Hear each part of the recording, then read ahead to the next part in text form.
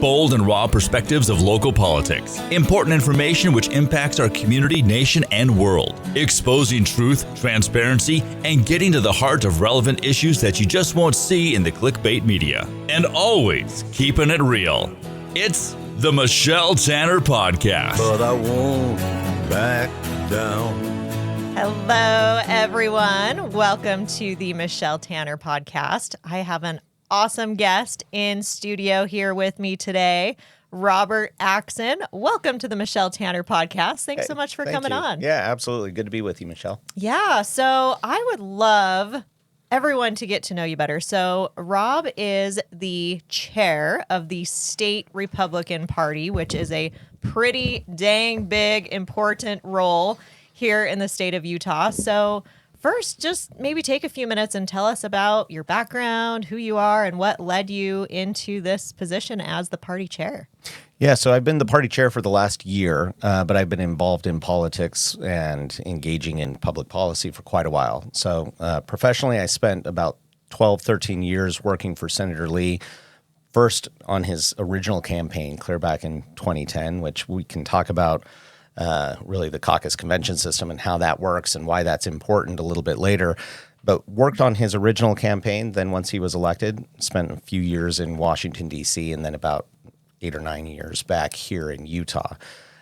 So been involved on that, on the official side of focusing on policy, advancing conservative causes, advancing those principles really that benefit Americans and benefit Utahns' lives.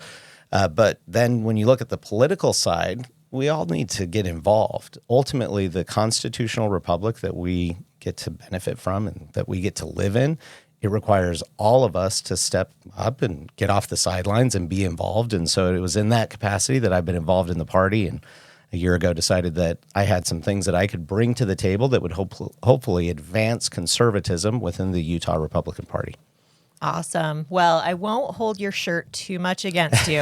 I will tell you, though, if my son watches this episode, he'll be like, Mom, how did you allow that to happen? So it's Utah. I'm a divided household myself. My wife went to BYU. I went to the University of Utah. I should have had, my old Dixie shirt. I do have an old Dixie T-shirt, so I should have worn that, but I am repping the University of Utah. Yep. I actually just think it's funny. I don't have the strong, feeling one way or another, but in my household, I will tell you, it is all BYU everywhere. So anyway, I appreciate your service in the party, and I appreciate that you mentioned, the goal of bringing conservatism to the masses. And I guess that's one thing that I really want to make sure we hit on in this episode is we have a unique system here in Utah with the caucus convention system.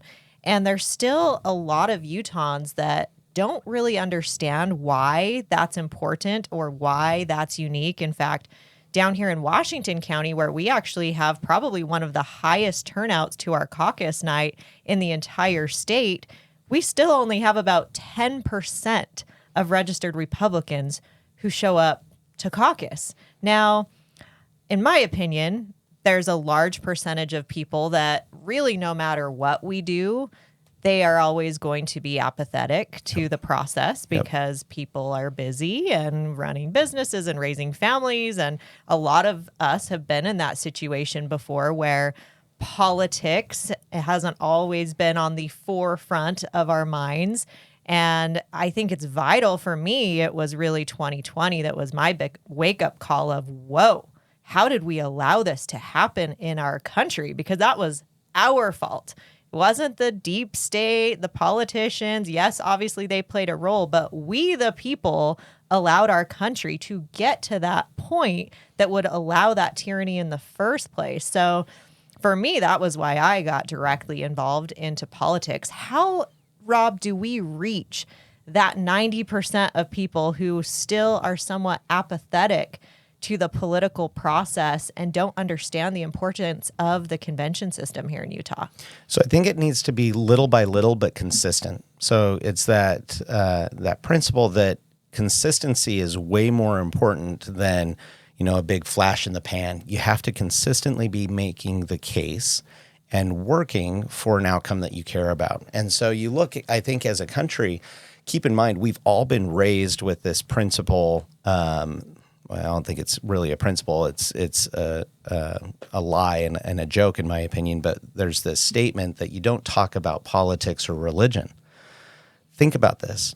What are the most core foundational topics that get to the heart of who I am as a person and who you are as a person and who we are as families and communities and neighborhoods and countries than our core beliefs, which are represented by politics and religion? Absolutely. And so I've always felt that when I've heard it from a teacher or something like, oh, we don't talk about this, or you don't talk about it among family, I don't think that's right. I think we should absolutely talk about our beliefs, politics, religion, anything else.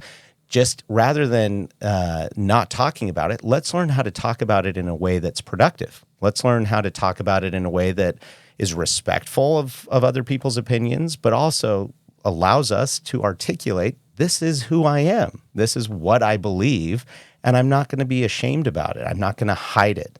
And so in the context of that being a part of what our country has done, of like, the media and everybody else, oh, don't talk about those things. Well, of course, people then become apathetic towards politics. I don't want to get involved in that. That's contentious. I don't even know what's going on there because I haven't had the conversations. So I think we need to consistently push back against that. And again, I don't think it means that my beliefs, when I have them, and somebody who has a different belief, I don't need to be rude to them or belittle them, but I'm not going to water down what I believe. This is who I am. This is what I believe. This is why I think it's the correct thing for my family, why I think it's the best thing for Utah. And that's where the Republican Party, I'll talk about our principles, our platform all day long, because I don't care what family you are, where you live in this state, how long you've been a Utahn, what your socioeconomics are, what your demographics are. The Republican Party platform, the principles of conservatism, of hard work, of accountability, of community, of family, of traditional values, those win every single day if we're going to look at the outcomes of what's better for people. Absolutely. And I feel like that's what we can really unite on, as you mentioned, are those principles. Go on and read the Republican platform. Do you align with those principles? I would dare say that the vast majority of Utahns do align with those principles. Yep. Now, when we talk about this tent of the Republican Party, and obviously the more the merrier, we want that movement to grow and be strong. What's the balance, though, of not compromising principles, but also being open to difference of opinions? How do we address that as a party? I think the core thing is to keep in mind opinions and truth, or opinions and principles, opinions and the platform, they're a little bit different. And so I think we can have a broad perspective as to the opinions of our members, and especially as those opinions pertain to strategy or ideas, or what should we focus on, or what should be our priority this year, or whatever it may be. There's room for a lot of ideas there, a lot of opinions there. But when it comes to the core principles, do we believe in our founding as a country and those principles of federalism and those principles of the people being the sovereign, not the state, not the government, not a bureaucracy or an entity? Do we believe in that? Do we believe that a family is better when parents are involved and at the core of raising their children, and that parents and children engaging in their family needs is far better than a teacher dictating something, or the state or a policy dictating something? Do we believe in accountability and hard work and the elements of I guess, confidence that comes when somebody realizes that they need to work for their outcomes rather than having something guaranteed to them? All of those things are 100% true, and I think our tent is big enough to attract a very large swath of Utah and the country into our tent without watering those down. And so I think that's the core. Our tent as a party can be big enough for a lot of people, as long as we're not watering down the principles of what it means to be a Republican to get there. And I don't think you have to do both. We can certainly bring a lot of people into some sort of, Facebook group or something and have no principles and have a lot of people. What's the point? Right. You need to be still fighting for something and still articulating something because you want to provide that vision. Getting back to what we talked about a minute ago, 90% of people are somewhat politically apathetic. Well, if you're just a branding, it's just like, oh, we're an elephant instead of a donkey. Okay, some people might gravitate towards us, but what does that mean? No, instead, we make the case to those 90% that this is who we are, this is what we believe, and we want you to be a part of it because we want your family to benefit from the principles that this party believes in. Absolutely. And I think we also have to be frank in realizing that throughout history, there has been hypocrisy on both sides of the aisle. You know, Republicans aren't these perfect people over here, this perfect party. There's absolutely been, you know, a lot more big spending than I would like to see, you know, talk about fiscal conservatism. There's things that occur that sometimes are in contradiction with our platform. And so I think that's why there have been people I know personally who have left the party because they've just felt disenfranchised, like, oh, it's just corrupt on both sides.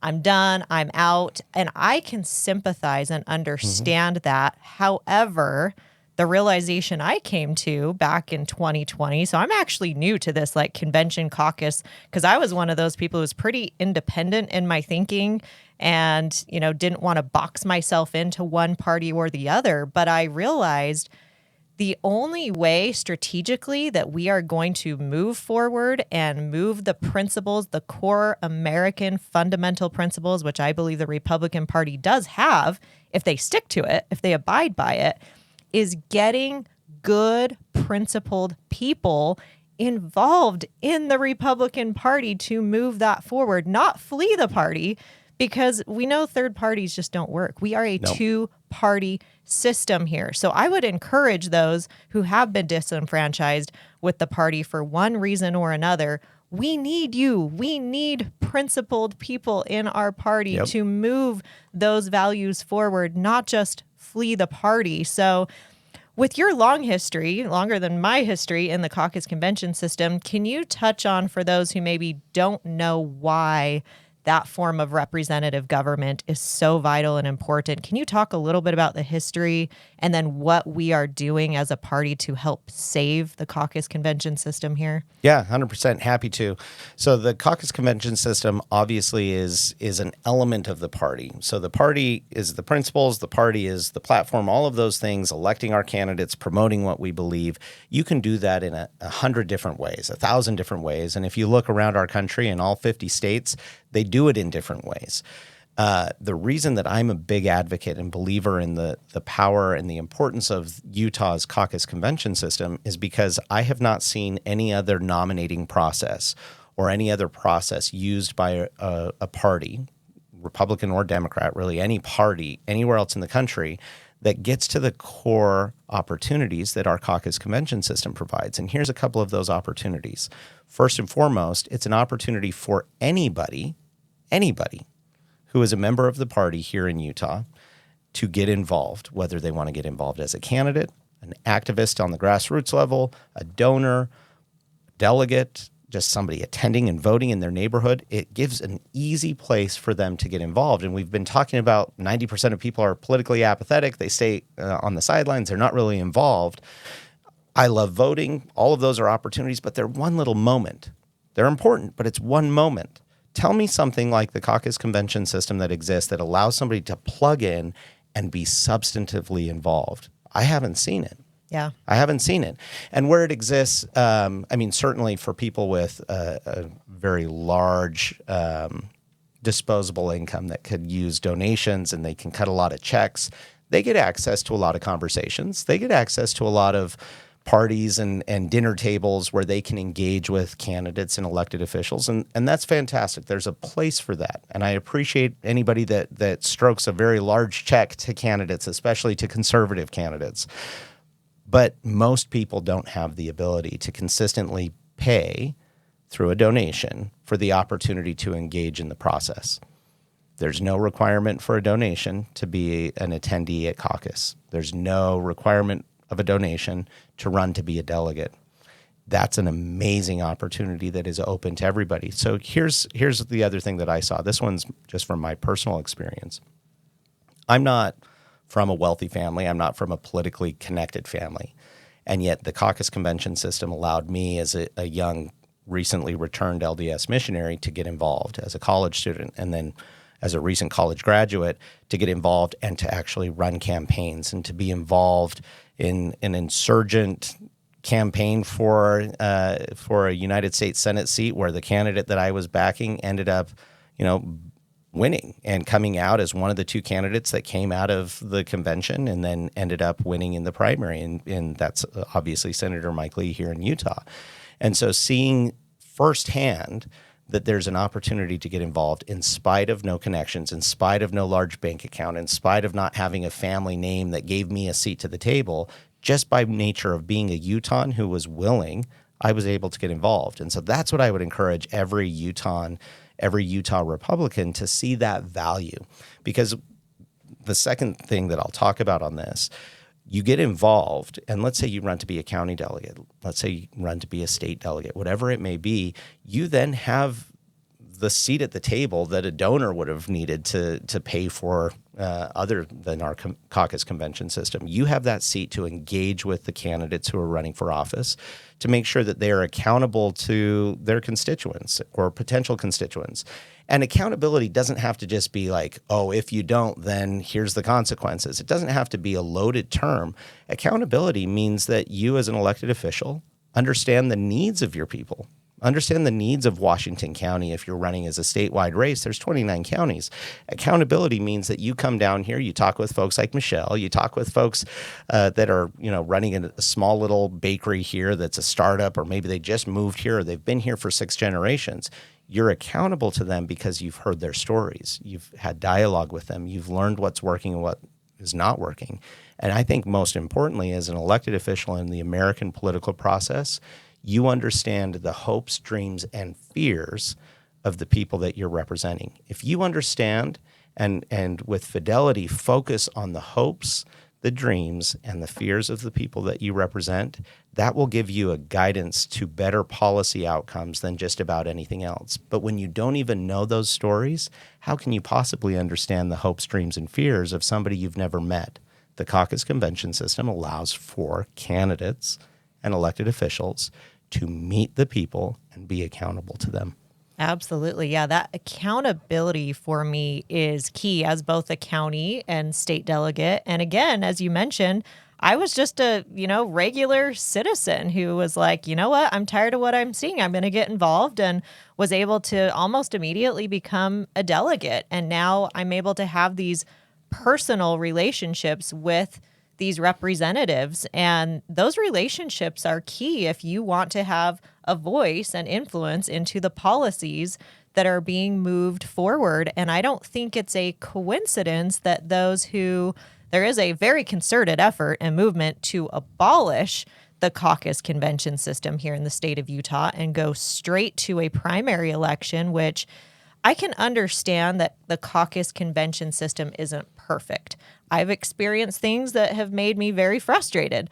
But overall, it is by far better, as you mentioned, to have that direct accountability and ability for candidates who might not have those big donors or come from a lot of money or a lot of influence to get involved. Because if you think about going to just a direct primary, who is it going to be on the ballot? It's going to be the big money. And I don't think it's a coincidence that most of the people pushing for that direct primary tend to be elitists, tend to be ones who I would say don't necessarily follow the Republican platform.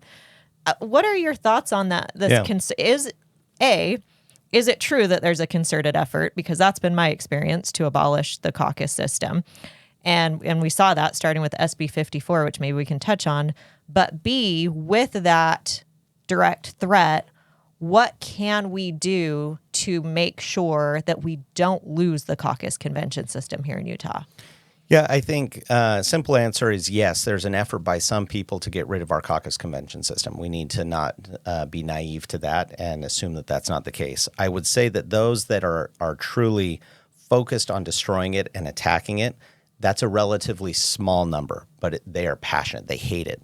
And I think that there are some that hate it for the very reasons you're talking about. They actually don't like accountability. They don't like people being involved in their own self-governance. They want to have elected officials picked by just the wealthy elite and everything else. There is a small group that believes that.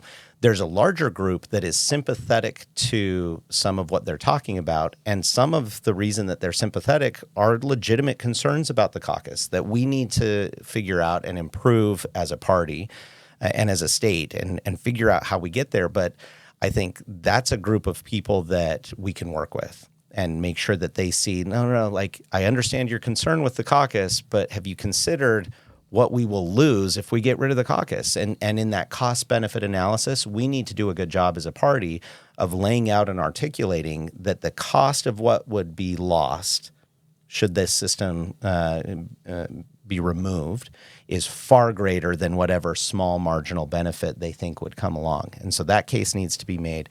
The other thing that I would point out, and this is something we can remind folks, right now we're in primary season, right? So we have a number of our Republican candidates who advanced by nature of being the caucus winners in their county conventions or at the state convention. And we have a number of good Republicans. Some of them are very conservative still who are on the ballot, not because they were the convention winner, but because they had signatures. Which that means they paid money in almost every case anyway, to go and gather enough signatures to bypass the caucus convention system. So they didn't have to be the nominee through the delegates. They went and paid for enough signatures because of this pathway that was passed a few years back to allow that to happen. And that's that state law, SB 54, that you referenced that was passed back in, 2014, I think. Might have been 2013 that it was passed. And SB 54 allows for somebody to go to the primary ballot just by signatures, just by the convention, or the dual path where they get signatures so they guarantee themselves on the primary ballot, but they still engage with the delegates through the convention process. That's where most signature gatherers are, in that space in the middle, and I'm glad that they still engage with the delegates and things. And here's one of the reasons why. And this is one of those benefits of the caucus convention system for those that think, hey, let's just go to a direct primary. We can just ignore this whole entire process. I would argue and make the case that one of the many reasons why our system still needs to be protected and still benefits the people of Utah is because even those candidates who are not the party-supported candidates right now because they're on the ballot through signatures, I would argue that they are better prepared to be a candidate, and should they win and prevail, to be an elected official because of the conversations they had with delegates. So that still is improving those individuals, and it will improve our process. Even if a signature path candidate wins and becomes our elected official, they had a degree of engagement and learning and that experience of hearing those stories and a degree of accountability with delegates that still improves them. Now, obviously, I'm a big believer in the caucus convention system. So right now in this primary season, I've even got some friends who are candidates through the signature path. I love them. They're great. They're fantastic people. I support our convention winners because I believe in that delegate experience, and these delegates have engaged and asked hard questions and came to the conclusions that they had. And so for the Utah Republican Party, between now and the primary, we are 100% committed and behind our convention winners and supportive of them. And then after the primary, we'll be supportive of the Republican nominees. Well, and I appreciate supporting the ones who come through convention as the nominee. And down here, that's Phil Lyman for governor, that's Trent Staggs for U.S. Senate, and that's Joanne Brinton for state school board. So what is the party doing specifically to help assure that these convention nominees also make it over the finish line for the primary? So there's a handful of things that a party should be and needs to be doing. And the state Republican Party works very closely with our 29 county parties. So they're under the same umbrella, but they're separate entities, right? And so I believe that county parties need to be elevated to be helpful towards their convention winners. And then the state party, of course, fills in a lot of those gaps or does a lot of things that the economies of scale of the state party doing it is more efficient than a county party. And then we also need to work closely with our candidates. And so what we've been doing is working closely with those convention-winning candidates to determine what are the things that they need, what are the gaps that they have in their process, whether it's additional volunteers or some data or some financial resources, introduction to donors, surrogate support. There's technological foundational pieces, whether it's texting or phone calling or emails. Like there's a host of things. And so we are providing all of that we can. Again, prioritizing with the campaigns what their needs are. So I'll tell you on the state level, we have, like you said, Phil Lyman and Trent Staggs are two of our convention winners. We also have a gentleman named Mike Kennedy in the 3rd Congressional District who was the convention winner. And so with each of them, we've been working and asking, what are your needs? Each of them came back to us with different things. So the dynamics of their race are different, or the resources that they have, the talent they have within their campaign operation is different than their counterparts. And so Mike Kennedy's needs are different from Phil Lyman's needs. And so we're trying to make sure that we fill those gaps according to what their priorities are. The interesting thing is the party cannot replace a poor candidate or a poor campaign operation. Like if a campaign is not doing what it needs to do, if the candidate isn't doing what it needs to do, we can't replace that. Right. But what we can do is take good candidates and good campaigns, which we have, and make sure that we are helping them 3x and 5x and 10x their influence and their engagement and their saturation into engaging with Utahns. And so that's what we're focused on doing. Some of it beyond what I've already talked about with those different texting and phone calling and data and volunteer support is also, of course, finances. And so there's a large amount of money that we've been able to raise as a state party that will be going directly to assisting some of these campaigns and some of our state convention winners and even some county convention winners. Another thing that we'll be doing is for example, there's a mailer that I'm working on.